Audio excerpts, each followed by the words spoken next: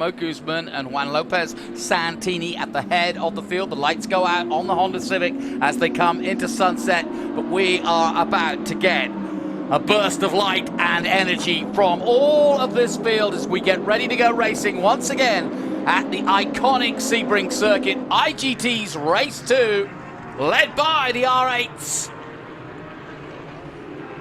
Listen to that sound as the flag waves and away we go. Race 2 for IGT. Nathan Bird ducked out to the outside of driver's right, but it looks like Geronimo Guzman, Tom Pank, Steve Hammond side by side there. Again. Big Machine Vodka Spike Coolers turn one, and it looks like Pank might have gotten Hammond. Yeah, actually Pank got Juan Lopez Santini as well, and Hammond side by side going into turn 3. Jonathan, look at these sights we're getting here. I know, fantastic overhead shots from the drone, and in a moment we'll see the second group burn into life as they head down the main straight in the back of your shot there. We'll see them in a moment as they come into turn 1, but a great start once again. Here we go. That's 2 by 2 through the first turn. Look at all the spectators on the new bleachers there at the Big Machine Vodka Spike Coolers turn 3. I've always wondered why they don't have those there. Yeah, and it's a perfect place for it. Really great viewing. There's Bob Weiss in there in that orange car. There's Juan Gonzalez's son in that blue checkered car. We're going to have some great racing here at Sebring Speed Tour. Out of Bridge Hall for the first time they come. The two Audis doing what they did in race 1, pulling away at the front. Guzman out front ahead of Lopez Santini. Yeah, Juan Lopez ahead of Tom Pank. Tom Pank got by him there at turn 3, but now Tom Pank looks like he's fallen way back. I don't see him anywhere. So we're looking for Tom Pank, and I think the number 42 Ultra Performance Porsche, I still don't see him, and you can't miss him. He's that Dayglow green Porsche as they come through Bishop Bend. Yeah, Rich Williams got a good start in the 008. As you mentioned, Hammond's up there. Neopol Tuati in 7th now. Nathan Bird 8th. Scott Blind in 9th. Vento rounding out the top 10 as they come down the long Ullman Straight one more time down towards sunset.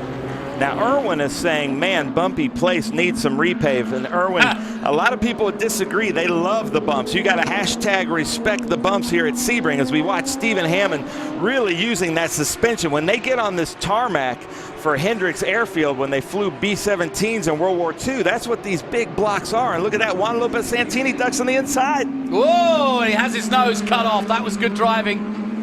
And both of them at it. But yeah, to answer your question, this has been a long debate here at Sebring for, well, over 50 years, 60 years, if you will. It opened in 1950, but it's always been this bumpy. And a lot of people say it would ruin the whole thing if they actually did resurface it completely, because it's got such character because of the bumps. Yeah, and I'll tell you, they would lose a lot of business because a lot of teams from IndyCar to NASCAR to the IMSA cars will test here and spend so much time testing here because they think if my car can last 8 hours here, it'll easily do 24 hours of Le Mans, 24 hours of Daytona.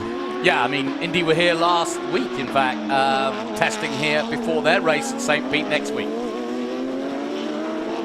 So Hammond in 3rd, Williams 4th, Tuati in 5th, Blind up to 6th now, Neopol 7th, Fian, Gonzalez and Bird, your top 10. Good start from Gonzalez, in fact, in the 81 up to 9th place. Rowdy Ruffians calling me out for calling out Irwin there for making that. They're fighting over here in the comment section about Sebring, and I think Irwin was doing it in jest. And there is Juan Gonzalez coming through with that Mission Foods, that beautiful bell there, this tower turn. It is really fun to watch these cars just trying to rotate around this. There's 18 different surfaces here that your tires are going to come in contact in just one lap. The drone really giving us an aspect of how the field spreads out as the race goes on. We're only, what, a lap in, and already this field has massively spread out as they head towards 17. Uh-oh. Seeing a safety vehicle there, and that's, Mark Matisse. Mark Matisse, one of our fastest drivers from last year, passed there. Oh, look at that. Nicely the Stuttgart Cup. That was a good pass too, because it's not a usual place. Well, the Ferraris coming out to the outside, taking on the Porsches. Good to see. Into sunset they come.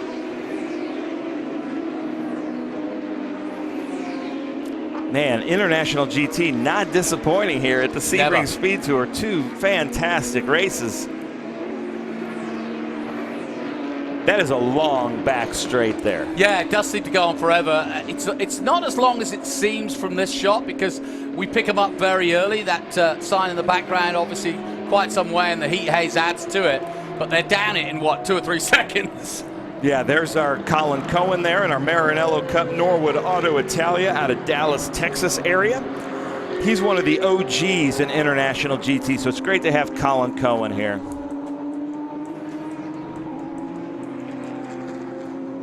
Mark Sandridge currently in 15th position in his GT4R.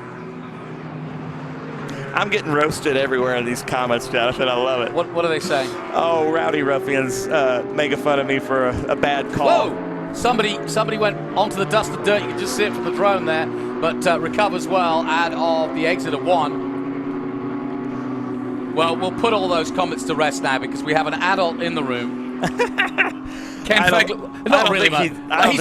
Okay, if we're 12, he's 13. In age, but I wouldn't say very mature. Okay? Hey, and I'll say this, look at this. Brady Berman has joined us in the comments watching the race, so yeah, that's kind of neat. Yeah, should have been here, Brady. Brady, you know, you had a trophy for you last night. I believe you were second place in 3.8 liter class. We wanted to recognize that, wish you congratulations, and wish you best of luck, and hope we see you back at International GT sometime in the future. So, questions that arose. Geronimo Guzman, who I thought in the first race finished second behind Juan Lopez, but he started ahead of him. What's happening there? The way our program works is that qualifying's our best and look qualifying at this, session. Sorry to interrupt you, but Juan Lopez Santini ducking inside, ducking outside, all over his teammates' mirrors. This is great. So no team orders here, is there? No, that's it. Having good fun. But the way it goes is qualifying, best qualifying session of the 2 that we do qualifies you for race 1 and the Enduro. All right, the wild card in the deal is the fastest time from race 1, gives you your grid position for race 2. That's why. So, you know, we just look at it and say, look, if you have a bad race 1, it doesn't ruin your whole weekend. You know, and we're not going back to 1 qualifying. You know, you only got to get 1 good lap in, and you know, even if you DNF, that lap counts and puts you in a decent grid position for race 2. So hard onto the brakes, into the bridge hole bend at turn 7, trying to get those cars to rotate. Those Audi R8s are just so well balanced. We've had some questions. How many Audi R8s would it take for you to make a class for these cars? 4. 4. All right, so just 2 more. Yeah, exactly. All right, Ben, we're up. Yeah, you guys Team are ready? Sissel. You guys are ready? Yeah, well, as you know, and he may be ready to switch, Tom Pank has 2 of them sitting, and he usually has 1 sitting in the trailer. So, you know, who knows? We might see Tom join the fray at some point. And Reg Williams, he kind of comes in and out and does the events that he likes to do, but a really fast driver. Tell everybody about Reg Williams. Yeah, he joins us his home track, his VIR. And, you know, he goes back to doctoring in his, eye doctoring in his real life. But, yeah, quick driver, great job with Goldcrest. We have a number of cars from Goldcrest here prepped, and, you know, really quick, good car, and is usually in the top 5. All right, so it looks like Juan Lopez Santini still behind Geronimo Guzman, followed by Stephen Hammond, and another great battle between Steve Hammond and Reg Williams. Not sure what happened to Tom Pank there. Tom Pank, for a while, took over Juan Lopez Santini at turn 3, and then we didn't see him anymore. I wonder if, you know, Tom complained about very high engine temps, oil temps after race 1. As a matter of fact, that's why he eased out just a little bit, which gave the advantage to Stephen Hammond. And I wonder if that problem and that high oil temp really didn't rear its ugly head. So, you know, that could have been, so not a total surprise. Now, Rowdy Ruffian is saying, hold on, the second is a 2019 Evo. So on my timing and scoring sheet, Geronimo's in a 2015 Audi R8 LMS GT3 Evo, and Juan Lopez Santini's in a 2016 Audi R8 LMS GT3. Yeah. So I'm sure there's people on here in the comment section that can clear that up for us. And of course, a legitimate question you're going to ask is, what's the difference? And I haven't a freaking clue. All right, I'm a marketing guy. Thanks for your honesty, Ken. Yeah, thank you. There you go. I could make it up, which I usually have done, but I won't this time. I'm going to leave it to my technical people. Yeah, or maybe some people in the comment sections know what that is, but that's for Zitza to decide, right? Yeah, right, yeah. So David Tuwati there. There's Leopold.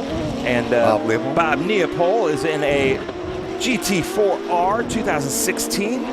Having a great race with David Tuwati.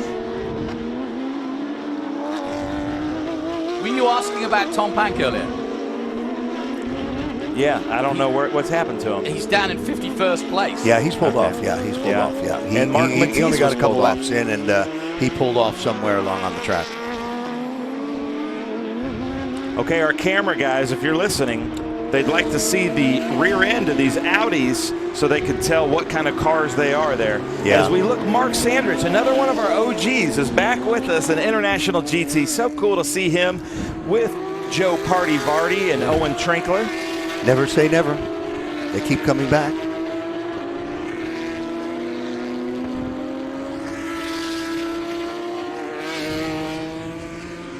And Ken, I know you have a long, extensive history of coming to Sebring. We've had an argument here about you can't smooth out Sebring. No. No. Everybody would go crazy if you did Or that. repave it and change the character forever. Yeah. I mean, as you know, the big thing about it, and you know how many teams come here to test, and they test for 24-hour races, and they run 4 on the test because they know if they can withstand a pounding flat out for 4 to 6 hours, we know we're good to go for elsewhere around the world. Because you know, when Derek was in last night, he talked about the character of Sebring, you know, and it has lots of character, and you can't take that away. The track has changed a number of times over the years, configuration-wise. It was almost, at one point, almost 5 miles. At least there's no grass between the track anymore. You used to have to cut the grass and burn it between the two. But it's always interesting. You know, and then the advent for the 12-hour of lights, you know, that changed things pretty dramatically. You know, I did a few drives here before they put lights in, and it is dark as can be out there. And I made the mistake of just following the guy in front of me because I thought he knew where he was going. And next thing you know, I was looking at cows, and you know, and the racetrack was over there. And so we did a little tour and out there, but we did make our way back onto the track and you know, find our way. But it was dark black. That was What's the hardest corner? Look at this Bridgehold Bennett corner. I always think of this as being the toughest, heaviest braking, but also a good overtake. But technically, what's the hardest for you? I don't know. They're all different. Okay.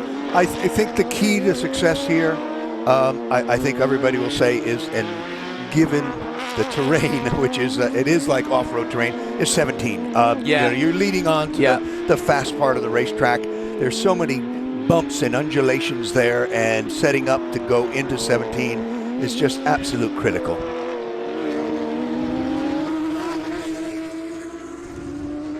So we're over the halfway point now in this second IGT race. Guzman and Santini continuing to lead, and the exhibition class pulling well ahead of the regulars. I see Nathan Bird on in the top 10. He's been a busy boy this weekend, driving a number of cars, and a very quick young driver. We have a number of young drivers, you know, here, and we'd like to again congratulate. Speaking of young drivers, second generation, Lucas Pank, who won the championship last year. He hasn't had a good weekend.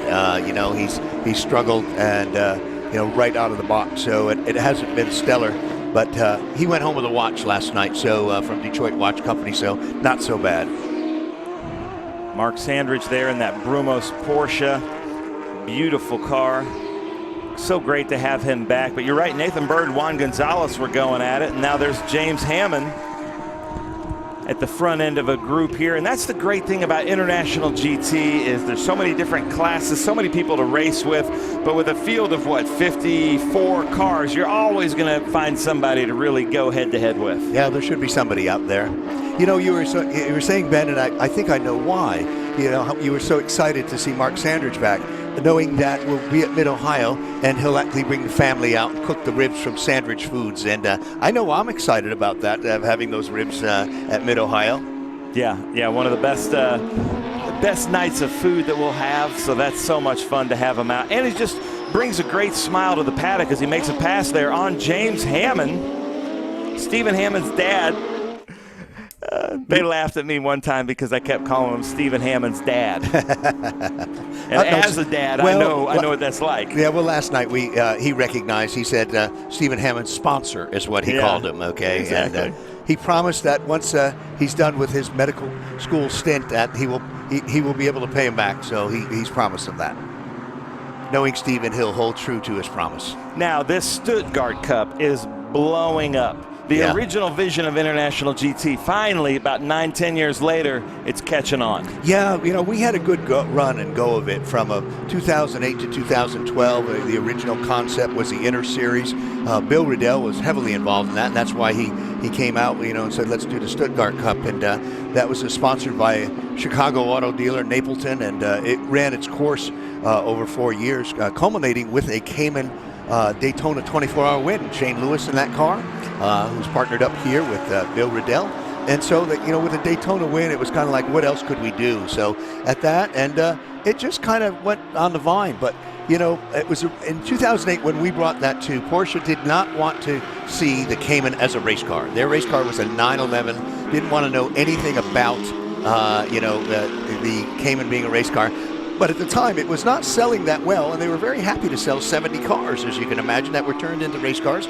So quietly, it took note and took feel. And they looked at it, and it's such a great platform. And there's a Porsche series with Caymans now, a number of them, and so it's really a great way to go. A little easier car to drive than the 911 based cars, but still lots of fun. And speaking of Juan Lopez Santini, another one of our OGs has joined us in the comments. Rob Blake says, hi, Ken and Ben. Rob Blake, we miss having you out here, but you know that you're doing well when we've got 54 cars on track and we still have drivers at home watching. That's great. Fantastic. Good to hear from you, Rob. Hope to see you back soon. I'm sure it's not easy for you to sit there as a spectator and watch these guys, especially when there's such good competition throughout the field and knowing that you could be one of them. But sometimes, with business, this has to take a back seat, so we understand, but just love when they come back and race with us whenever they can. Yeah, and we've seen that numerous times. Mark Sanders just won. Mark said, I needed to go back as much as his sons and his family take care of the major part of the business. He still needed to be involved and needed to go back. And I remember one time during the COVID thing, I said, "How you doing, Mark?" He says, "Great. I'm out I'm out on the floor making potato salad." He said, "That's what I'm doing." So. You do what you have to do when you own your own business. That's what the entrepreneurial spirit is about. Sometimes there's nothing to say that's not my job. Well, there is Juan Lopez Santini getting the best of Geronimo Guzman, now leading in that exhibition class of the Audi R8s. As they come into the Bridge Hall Bennett turn 7, trying to get those Porsches to rotate. Here comes Juan Lopez Santini in that Audi, but he's got to be very aware of the fact that there's a great Stuttgart Cup battle happening just ahead of him, and he's probably not going to do anything until he knows that they can see him. Yeah, certainly throughout sports car racing, that's the challenge, dealing with traffic and playing the chess game, and really that's what it should be. It's not rock'em sock'em robots, it's chess, and it's a thinking man's game of when the opportunity and setting up the opportunity to make a pass. Even if the car is only a few miles per hour slower, the cornering speeds can be very similar, and that's the difficult part. Great shots of the cars coming down this basically 3/4 of a mile long straightaway into Mission Foods turn 17.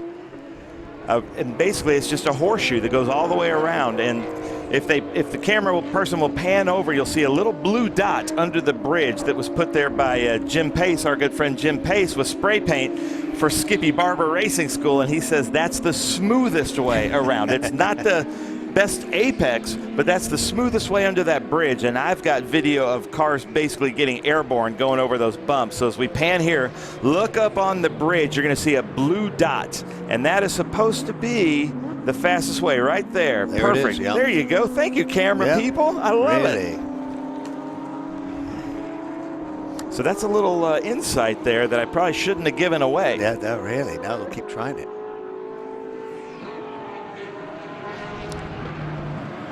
So Rob Blake, let's hear from you. Is this hurting your feelings a little bit, or do you like watching your friend Juan Lopez Santini leading the group here at Sebring International Raceway? White flag is out. Last lap.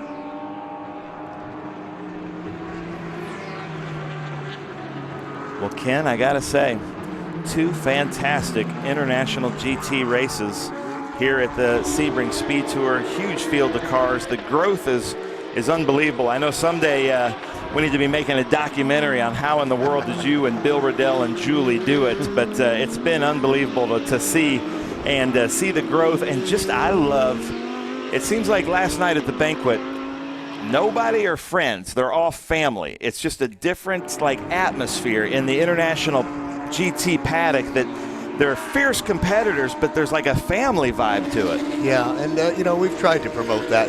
You hear us say it numerous times, and this isn't for everyone. If it's not, there are people that want a little more racing with more of an edge. Okay, and that's not us. We have good racing, but I'm not saying we're the edgiest racing out there. And our goal is that they all go home in one piece, and Rubbin' Ain't Racing and all that you hear. But we're very thankful because it does put on a good show, and these guys are driving hard. And there's a couple of drivers here that have said to me, I'm just gonna run on the SBRA side this weekend, Ken. He said, because your guys are so fast. He said, they're good drivers. They said nothing wrong. He said, but I'm just gonna take it easy and not enter, but I'll be back. So it's all good. As I said, we look for good drivers. I'm very happy they have professional coaches. They take it seriously. They're trying to. Let me interrupt you, because it looks like we're coming around. Juan Lopez Santini, 2 in a row for him, followed by Geronimo Guzman. But yeah, like Pippa Man. Yeah. She's out there in the paddock coaching. I saw Guy Cosmo in the paddock. You Shane Lewis is here. Owen Trinkler. And Shane Lewis. So you've got some huge names out there coaching some of these drivers. Yeah. Spencer Pompelli. And while we got a moment, I'd like to thank our new sponsors, Fixie Wheels, who came on last year, is back with us this year. Detroit Watch Company, as I mentioned, really happy to have them. The Renault Group, who's sponsoring and giving away that trip to Sheraton, Costa Rica, for our winners. Fantastic to have them. Plus, Stand 21, the premier safety equipment company in the world. Very happy to have them. And our regulars, Sunoco Race Fuels, Interlaken, Pirelli, Mission Foods, Speedcom Communications, all a great group. And the good news is, as you know, we've had many of them since the beginning, since 10 years, and they've stayed with us, and we're very happy to have that. Well, that is awesome. As you see a helicopter fly over, and beautiful days here at Sebring International Raceway. I hope that helicopter was aware of our drone. And here are the results. So Juan Lopez Santini in first, Geronimo Guzman second, Stephen Hammond, another great run for him in battle with Reg Williams, Bob Neopol, David Tuati just letting Stephen Hammond walk all over him today. TLM Racing, followed by Scott Blind in seventh. Juan Fayen doing really well in a Porsche. It seems like he's just wanting to drive a little bit of everything. Maybe another championship in his future. He won the Maranello Cup in kind of a gimme, so to speak, because a lot of competition there. We'd love to have more Ferraris out here running, but nonetheless, he won the championship fair and square, so now he's in the Mission Foods GT3 Cup and see what he can do. Yeah, and then Nathan Bird, great showing for Nathan Bird, and then David Harrington rounds it out. So ladies and gentlemen, that does it for this, but stay tuned because we're going to have Group 10 GT up next at the Sebring Speed Tour.